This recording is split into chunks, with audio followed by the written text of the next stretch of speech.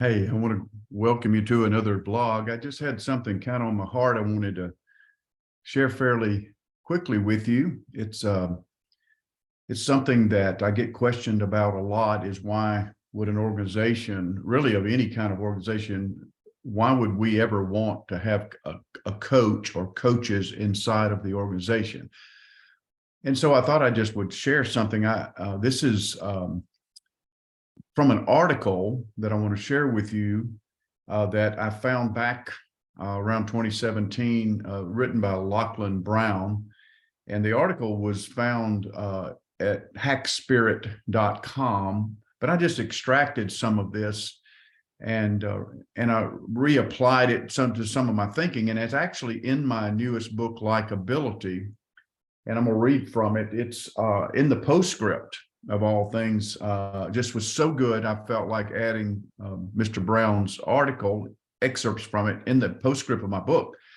And here's what it is. So the reason we might want to have coaching in an organization, and I mean in any kind of organization, for-profit, nonprofit, religious institutions I have worked in, even in startups, why in the world would we use a coach in the beginning stages of a business when there's so much else to pay for? And so let me just give you some quick ideas first about what Mr. Brown said in the article. And he basically frames it this way: emotionally intelligent people have these 5 traits. And I love this. So I'm going to read it. I've got, this is my script. So the first thing he says is, number 1, the first trait you have is that you are willing to apologize. If you're emotionally intelligent, then you are willing to apologize. You apologize. And he says this: emotionally intelligent people know when they need to say they are sorry. That is very difficult for many leaders in no matter what kind of industry you're in. But what he says is they know that swallowing their pride will make a situation better, and they don't mind saying they were wrong in order to make a person feel better or make the relationship stronger. And another way to frame that you can apologize is that you can come to the realization as a manager and leader, as a person in general, that failure is necessary to really achieve any success. So the first trait of emotionally intelligent people is, number 1, you apologize. Number 2, you question what you think you know. You question what you think you know. So this is interesting. Emotionally intelligent people question themselves and the world around them. I call this executive presence or executive agility, to sort of look at life and work and people and relationships and cultures in a circumspect way, a 360 way. Mr. Brown goes on to say they don't take things at face value, and they ask a lot of questions about what they think they know about themselves. That may be the greatest sentence in this postscript in this article. Are we willing to question and challenge what we think we know? Maybe I wrote an article some years ago that was about questioning our successes. Looking at our successes. The title leaves me right now, but it's in an article. And basically what I was saying for myself is, many times we'll ride on our successes and we never go back and evaluate to see if the world around us has reset from that success. So number 2, emotionally intelligent people, number 1, you apologize. Number 2, you question what you think you know. All right, number 3, he says this: you keep it real. This is such a difficult place. I have found it in so many opportunities that I've worked in where keeping it real was difficult. There's things. So this one may sound a bit odd. And he says, after all, isn't emotional intelligence about making others feel good? He's posing a question. And then he says, well, not exactly. Emotional intelligence does not mean shying away from speaking the truth or softening the blow of tough feedback.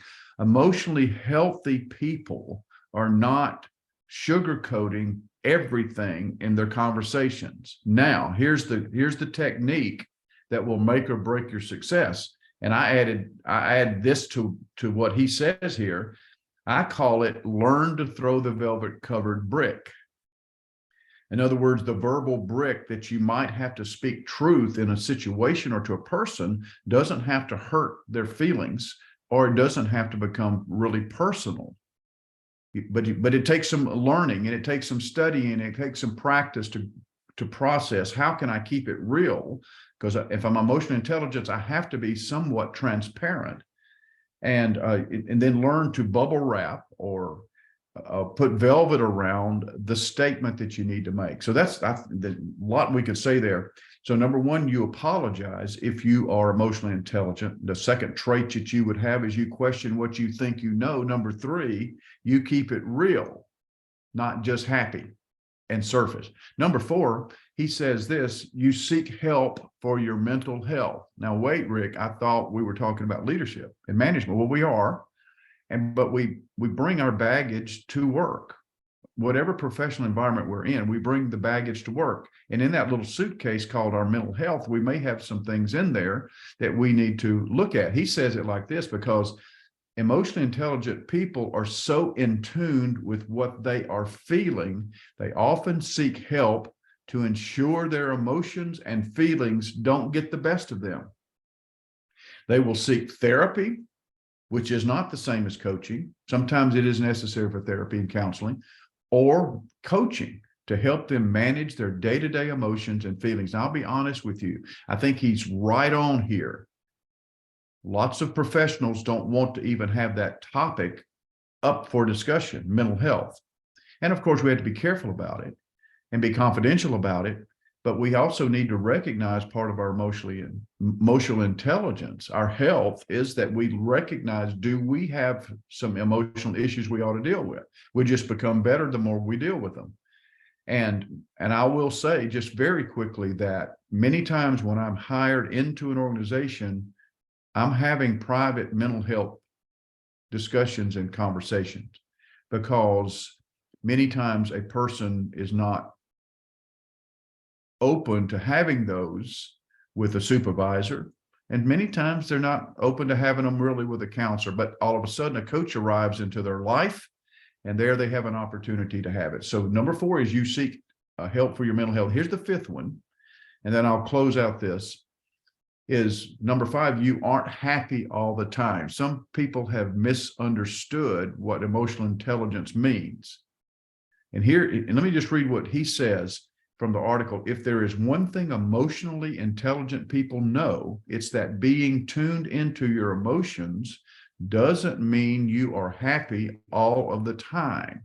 In fact, it means they are comfortable with not being happy all the time, and they are okay with being in a state of discomfort or anger, sadness, or grief, because they understand the feelings will pass. There's the answer. Emotionally intelligent, healthy, mentally understanding mentally where they are in life really means that you can get past something. We could spend an hour and a half talking about that. But I love that emotionally intelligent people can recognize that you don't have to be happy and upbeat all the time to be successful, and to have overall emotional intelligence health. Now, that's in the postscript of likability. And you're hearing this also on a podcast called Likability. If you haven't gone to the podcast and you're just seeing the blog right now, you can go anywhere you listen to podcasts. You just put in Likability and you'll find it, and you'll hear this on there. Now, let me summarize. I always summarize with three or four basic tips. And so let me go back to my initial statement: why organizations of all kinds use coaching services.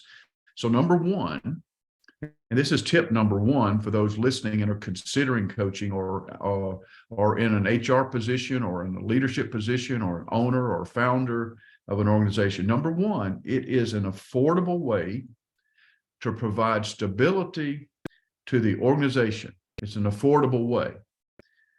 A coach or coaching across an organization helps connect core leadership values. It's almost impossible to have a coach ongoing all the time with every employee. So group coaching is available. Some group employee training brings coaching techniques into larger groups that gets more and more affordable. But in general, coaching is an affordable way that you as an organizational leader can be assured that core values are being connected through the coaching. That's number one. Number two, second tip. It is a humanitarian way. Now listen to this. It is a humanitarian way to provide people with a confidential place to share their life stories, their hurts, their pains emotionally, in addition to their workplace issues. So I won't totally repeat that, but coaching provides a humanitarian way. I've seen it time after time. A person gets locked into life, relationships at home and in the culture, at work, outside of work, and they never have a real safe place to share, that they don't feel threatened or that someone is going to be critical. So coaching provides a humanitarian way for employees and leaders to have a place to talk confidentially. It's humanitarian. Number three, coaching is a way for dysfunctional employees to get unbiased help to become successful. I just had that conversation before this vlog video. Many times, high potential employees or employees that have gotten stagnant after 10 years in the same place, they need some dislodging of the dysfunctional behaviors. And so coaching provides a place for an unbiased listener, like a coach is trained to be, to help them now become successful again or become successful for the first time. And most organizations may not relate to this totally or calculate this carefully, but turnover is very costly. It's costly culturally, but it's also costly financially. So today, really what I wanted to say in the vlog is emotionally intelligent people have 5 traits. And these are 3 tips to follow up of why organizations should use coaching services. It's an affordable way to take care of a lot of things throughout your organization. And thank you. And again, you can check out the podcast on Likeability Podcasts. The audio of this will be up in a few weeks for you to listen to. Thank you for your time. I'm Rick Forbus, one of the founders of DrTrove Incorporated out of Atlanta, and we would love to help you. Thanks for your time.